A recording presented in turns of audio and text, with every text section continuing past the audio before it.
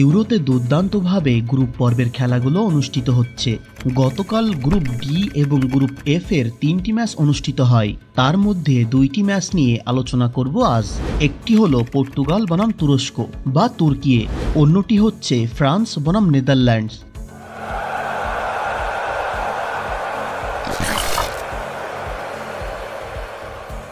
আগের ম্যাচে জর্জিয়াকে হারানোর পর তুরস্ককে নিয়ে যথেষ্ট সাবধানী হয়ে মাঠে নেমেছিল পর্তুগাল। তবে শনিবার ডর্টমুন্ডে ক্রিস্টিয়ানো রোনালদোদের জিততে একটু অসুবিধা হলো না। তুরস্ককে অনাশায়ে 3-0 গোলে হারিয়ে ইউরো কাপের প্রি কোয়ার্টার ফাইনালের টিকিট নিশ্চিত করে ফেললেন রোনালদোরা। গোল করলেন বার্নার্ডো সিলভা, সামেত আকাইদিন আত্মঘাতী এবং ব্রুনো ফার্নান্ডেজ। পর্তুগাল প্রথম অর্ধেই 2টি গোল করে ফেলেছিল। 6 মিনিটেই তুরস্কের কাছে এগিয়ে যাওয়ার সুযোগ এসেছিল। তুরস্কের জ্যাকি চেলিক লম্বা বল বাড়িয়েছিলেন পর্তুগালের বক্সে, কিন্তু একটু দূরে থেকে গোল করতে ব্যর্থ হন ক্রেম আক্তরকোগলু। পরের মিনিটেই রোনালদোর হেড বারের উপর দিয়ে বেরিয়ে যায়। তবে 22 মিনিটে সফল হয় পর্তুগাল। বাঁ দিক থেকে লিয়াওয়ের ক্রস ধরতে গিয়েও পারেনি রোনালদো। তা যায় ফাঁকায় থাকা বার্নার্ডোর কাছে। তিনি চলতি বলে বাঁ পায়ের শটে জালে জড়ান। বড় প্রতিযোগিতায় এটাই প্রথম গোল বার্নার্ডোর। 28 মিনিটে আবার এগিয়ে যায় পর্তুগাল। এবার দোষ পুরোটাই তুরস্কের রক্ষণের। তুর্কির ডিফেন্ডার আকাইদিন বল পেয়ে পাস দিয়েছিলেন গোলকিপারকে, কিন্তু পাস দেওয়ার সময় দেখেনি গোলকিপার কোথায় রয়েছেন। বাইন্দার ততক্ষণে বাঁ দিকে সরে এসেছিলেন। বল তার ডান দিক দিয়ে বেরিয়ে গোলের দিকে এগোতে থাকে। তুরস্কের আরেক ডিফেন্ডার ঝাঁপিয়ে সেই বল বার করলেও তা আগেই গোলে ঢুকে যায়।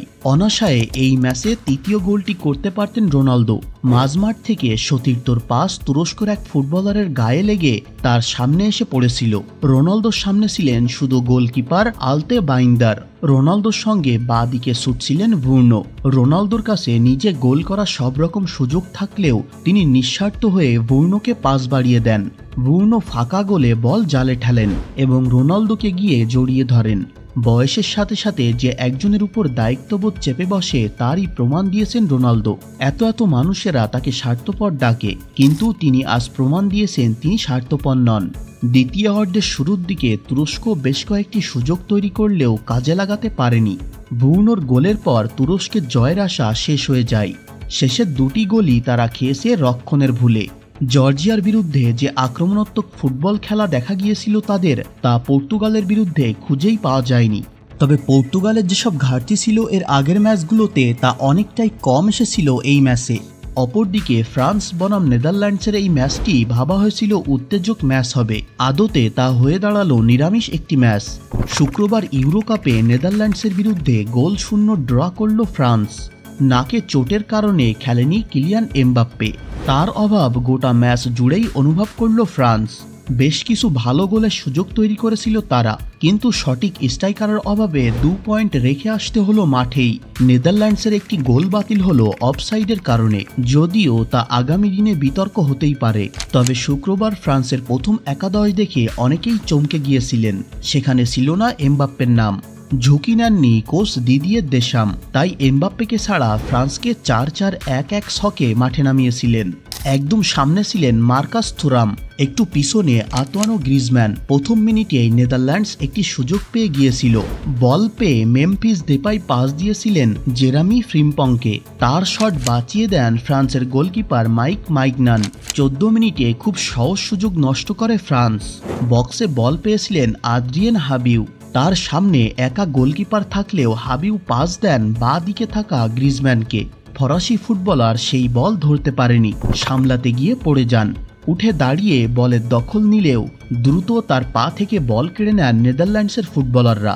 2 মিনিট পরেই কোডি গাকপোর একটি শট রক্ষা করেন ফরাসি গোলকিপার। এরপরে 2 দলের খেলোয়াড়দের মধ্যে অলসতা লক্ষ্য করা যায়।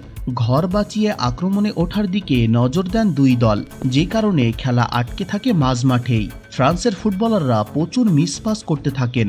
নেদারল্যান্ডসের কাছে বলের নিয়ন্ত্রণ থাকলেও তারা আক্রমণে উঠতে পারছিল না। এমবাপ্পের মতো স্ট্রাইকার না থাকায় ফ্রান্সের গোল করার লোকের অভাব স্পষ্ট টের পাওয়া যাচ্ছিল। গ্রিজমান খেলা তৈরি করলেও তুরামকে দিয়ে গোল করতে পারছিলেন না। সহজ একটি ফ্রি কিকের সুযোগ নষ্ট করেন। দ্বিতীয় অর্ধে ফ্রান্স আবার ভালো সুযোগ পেয়েছিল 65 মিনিটের মাথায়। চুয়ামেনি বল বাড়িয়েছিলেন থুরামকে। থুরাম ব্যাক হিল করে বল দেন ওসমান ডেম্বেলেকে। এরপর এনগালো কান্তে ঘুরে বল যায় গ্রিজম্যানের কাছে। গোল থেকে কয়েক ইঞ্চি দূরে থাকা গ্রিজম্যান বল বা পায়ে রিসিভ করে বা পায়ে শট মারতে যান। সেই শটে মোটেও জোর ছিল না, ডাচ কিপার বাট ভারব্রুগেনের পায়ে লেগে তা কর্নার হয়ে যায়। 4 মিনিট পরে এগিয়ে গিয়েছিল নেদারল্যান্ডস। ফ্রান্সের বক্সের মধ্যে বল নিয়ে কাড়াকাড়ি চলছিল। সেখান থেকে বল পেয়ে বক্সের বাইরে থেকে শট মেরেছিল জাভি সিমন্স। বল জালে জড়ালে লাইন্সম্যান অফসাইডের নির্দেশ দেন। পরে ভিএআর এর পরীক্ষাতেও সিদ্ধান্ত বহাল থাকে। বলা যায় সিমেন্সের শটের সময় ডেনজিল ডামফ্রাইস অফসাইড ছিলেন এবং গোলকিপারকে ঝাঁপানোর জায়গা দেননি। সেই সিদ্ধান্তে নেদারল্যান্ডসের খেলোয়াড়দের একেবারেই খুশি হতে দেখা যায়নি। তো ভিডিও এতটুকুই, কথা হবে পরের ভিডিওতে। ততক্ষণের জন্য চ্যানেলটি সাবস্ক্রাইব করে সাথে থাকেন।